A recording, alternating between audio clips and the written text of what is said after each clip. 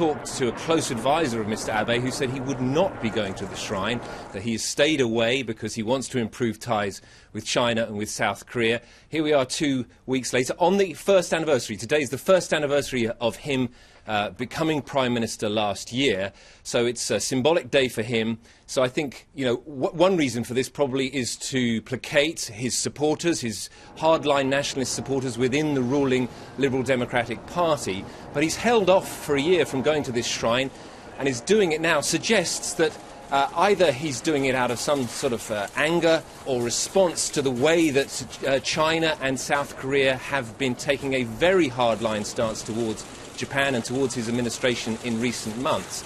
And it shows that perhaps that he doesn't have any hope of improving relations with Beijing or with Seoul. Firstly, this shrine is run by a private organisation that has a very right-wing, nationalist, revisionist view of history. There is a museum attached to this shrine that has the most astonishing version of 20th century history that I've ever seen.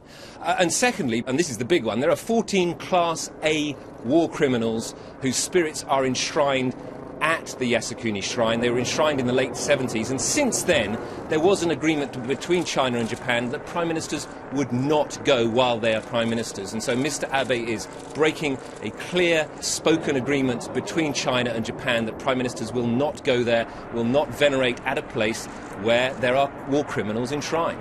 The Chinese have immediately condemned this. This is no surprise. We're waiting now to hear from the South Koreans. I'm sure President Park will also condemn this visit. Relations in this region between China and Japan are already at a very, very low point because of the island, the territorial dispute in the East China Sea.